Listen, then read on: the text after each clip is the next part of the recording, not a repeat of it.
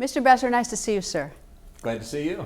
Russia's had some sort of nuclear incident. Can you tell me what the latest on that is? What Well, we know. I can't. Well, we know more than I'm going to tell you. I'll put it that way. Okay, fair enough. What can you tell me? But this is an example of Russia trying to make technological advances in their ability to deliver nuclear weapons. Something obviously has gone badly wrong here.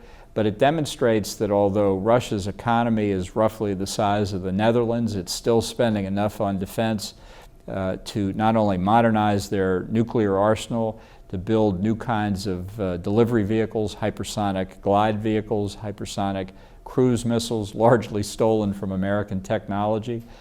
So dealing with this capability and the possibility that other countries would get it too remains a real challenge for the United States and its allies, no doubt about it. What's the relationship with Putin and the United States right now? Well, I think President Trump thinks he's got a very good personal relationship with President Putin. We've had a number of meetings with him on a range of subjects. Just a couple of weeks ago, really, I met with my Russian counterpart and our Israeli counterpart in Jerusalem to have a three-way national security advisors meeting on Syria, the presence of Iran in Syria. So we're talking to them. We have a counterterrorism dialogue with them. There are a lot of issues that we have in disagreement, no doubt about it. But how's having a, quote, good relationship with them if they're doing something, testing nuclear weapons of some sort? They're, I think, perhaps they're dealing with Venezuela, which is mischief to the world. How does having a good relationship make us any safer? I mean, while these things are going on.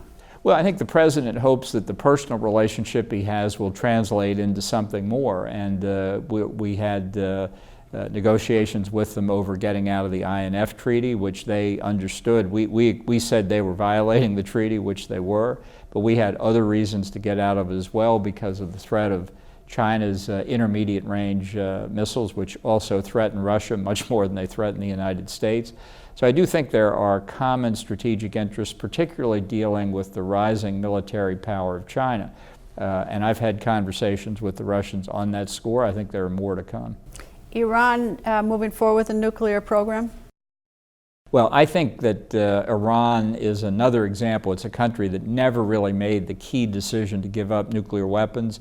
They have not modified their widespread support for international terrorism. They've not given up their troublemaking in the Middle East, in Iraq, and Syria, and Yemen.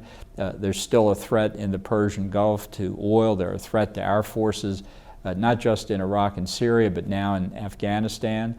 This is a regime really that needs a fundamental change in its behavior. It seems like as we've gone around the world, there certainly is a big appetite among many for nuclear weapons.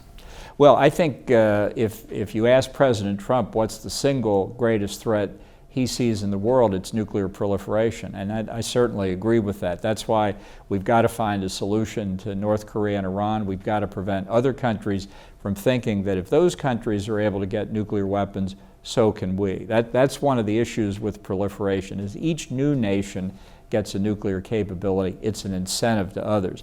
And let's be clear, nobody else is going to stop countries from getting nuclear weapons beside the United States. If we're not able by diplomacy or other means to stop it, we're going to see a world in 30 or 40 years with many, many countries having nuclear weapons. That would be a substantial threat.